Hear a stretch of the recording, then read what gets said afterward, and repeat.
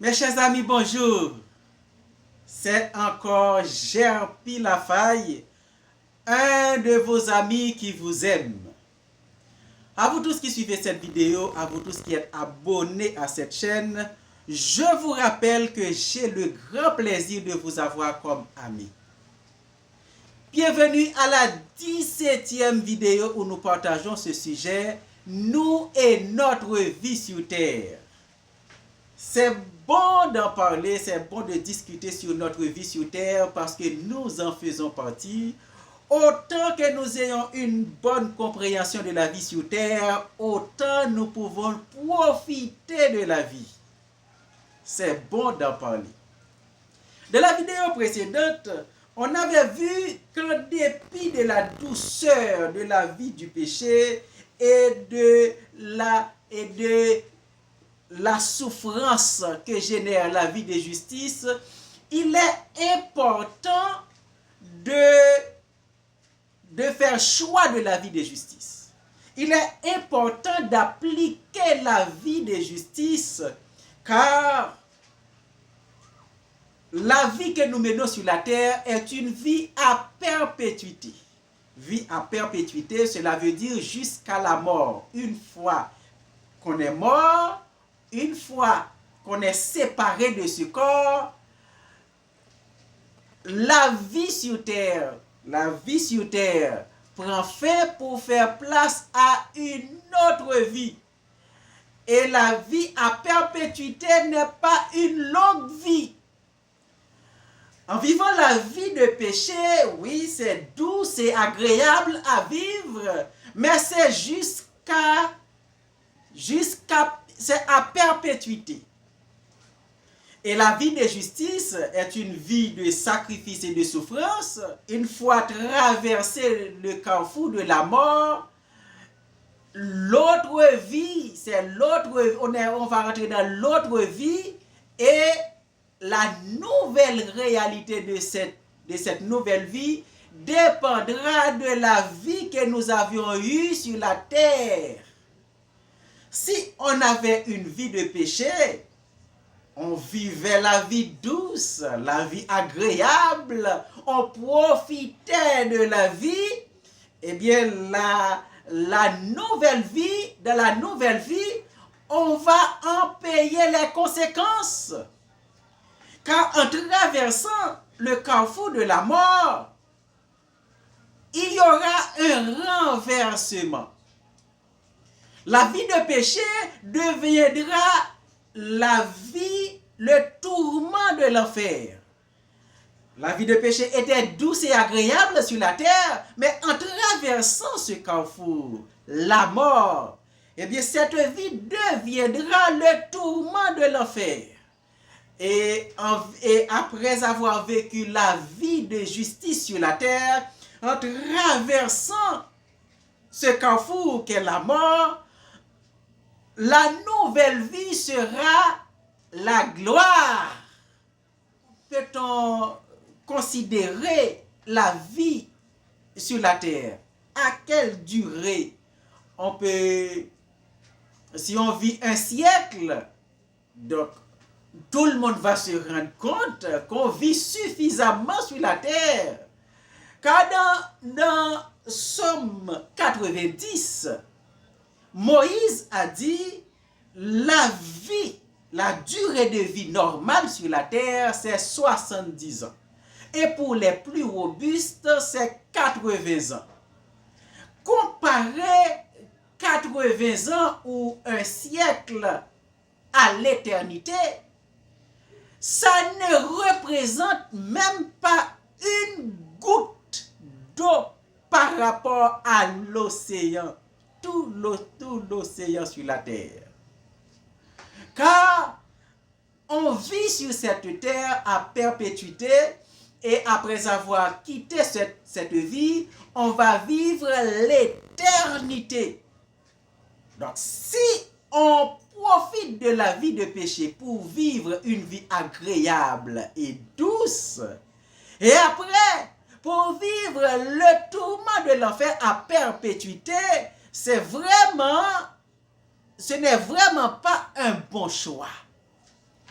Celui qui fait ce choix n'est vraiment pas intelligent. Il est important de faire de préférence le choix de la vie de justice, ou même lorsque ça coûte le sacrifice et la souffrance pendant un peu de temps. Pendant un peu de temps sur la terre. Après, on va rentrer dans la gloire pour l'éternité. C'est préférable de vivre la vie de justice sur la terre que de profiter de la vie de péché. On avait eu un exemple, c'était l'histoire de Lazare et de l'homme riche. Lazare avait une vie difficile sur la terre, une vie de souffrance. Mais l'homme riche, il avait la vie, il avait le luxe, il profitait de la vie. Mais toute cette vie confortable qu'il avait sur la terre et toute la gloire qu'il avait, c'était à perpétuité. Il ne fallait pas qu'il meure pour pouvoir en profiter. Mais une fois quitté ce monde, une fois séparé de ce corps, il s'est séparé aussi de cette vie de péché, de cette vie agréable et douce. Et après avoir traversé le carrefour de la mort, le renversement a été effectué et l'homme riche se trouvait déjà dans le tourment de l'enfer et Lazare se trouvait dans le sein d'Abraham, dans la gloire, dans une dimension de satisfaction. Et Dieu a permis à l'homme riche de voir Lazare dans sa réjouissance. Et il a demandé à Abraham de permettre à Lazare de plonger son doigt dans l'eau pour mettre une goutte sur sa langue. Ça n'a pas été facile, Mais ce renversement explique combien il est important de faire choix de la vie de justice sur la terre. On avait annoncé les caractéristiques de ces deux vies, la vie de péché et la vie de justice. Les caractéristiques sont nombreuses entre la vie de péché et la vie de justice sur la terre. Bien que dans la vie sociale, tout le monde mène une vie commune. Ils travaillent ensemble, ils s'épanouissent ensemble dans la culture, dans les activités, toutes sortes d'activités, dans les familles, dans toutes les ambiances sociales. Eh bien, il y a une vie commune.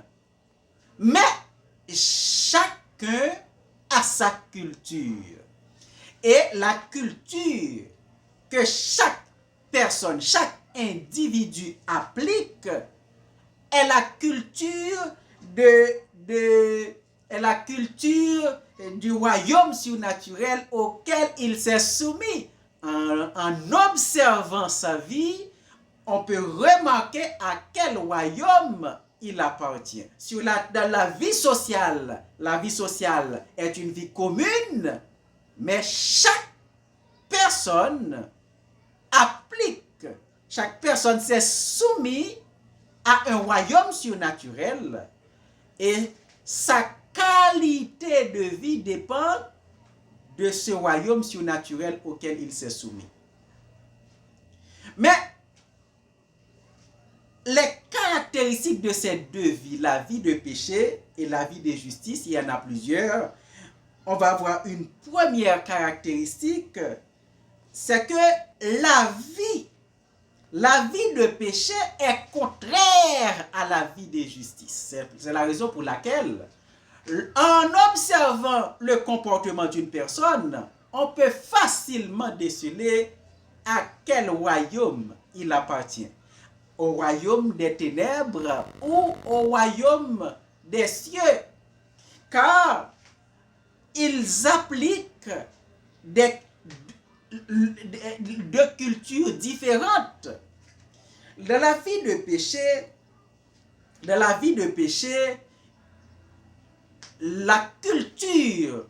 culture qui est appliquée dans les ténèbres, dont le fruit est la vie de péché, eh bien,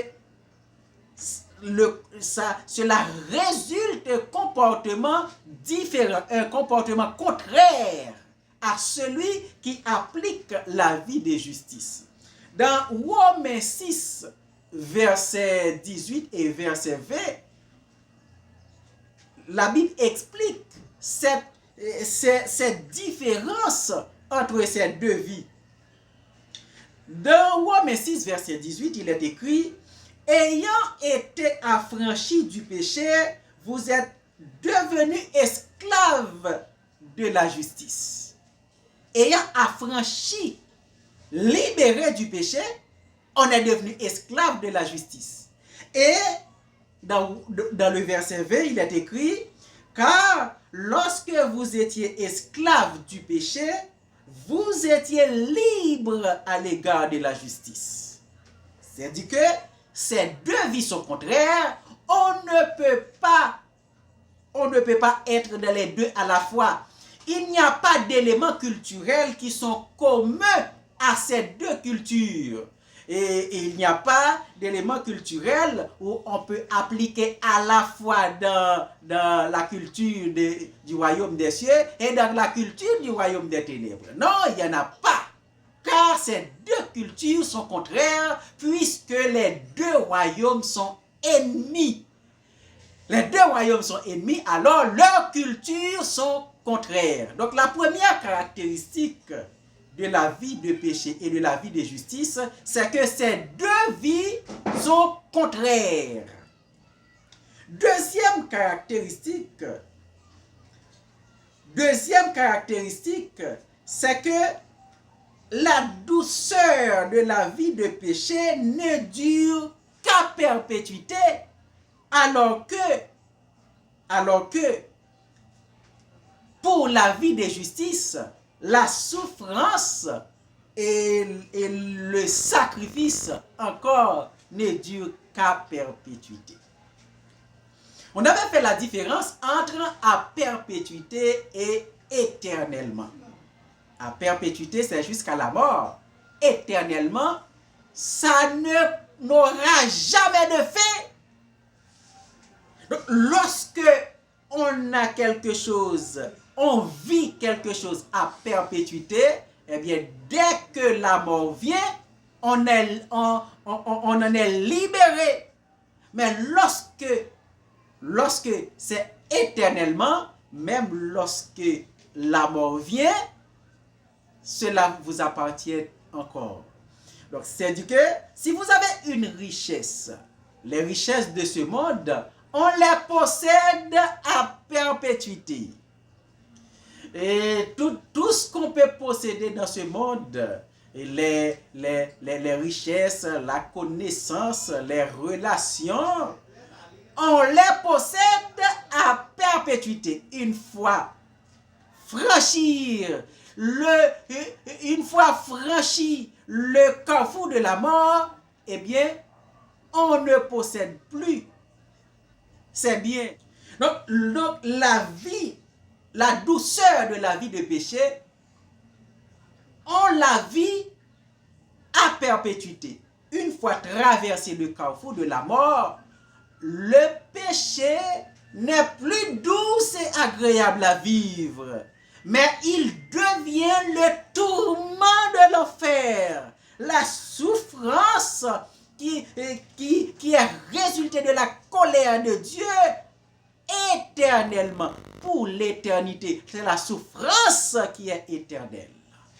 Et pour la vie de justice, on a le sacrifice et la souffrance sur la terre à perpétuité, et après, on va rentrer dans la gloire, et la gloire va durer éternellement. Il est important de faire choix de la vie de justice sur la terre. En dépit de la souffrance que cela peut coûter, il est important de faire choix de la justice, de la vie de justice sur la terre. Dans la prochaine vidéo, on parlera de la troisième caractéristique de ces deux vies et j'espère que vous compreniez et que vous prêtiez attention afin de les utiliser à bon escient pour prendre de meilleures décisions pour votre vie. Éternel Dieu Tout-Puissant, je te remercie de ce que tu m'as donné tant d'amis sur les réseaux sociaux. Je te prie de les bénir, je te prie à ce qu'ils profitent de tout ce que nous partageons dans ces vidéos, afin qu'ils prennent de bonnes décisions pour leur vie éternelle. Qu'ils soient bénis au nom de Jésus. Amen. Abonnez à la chaîne si vous n'êtes pas encore abonné et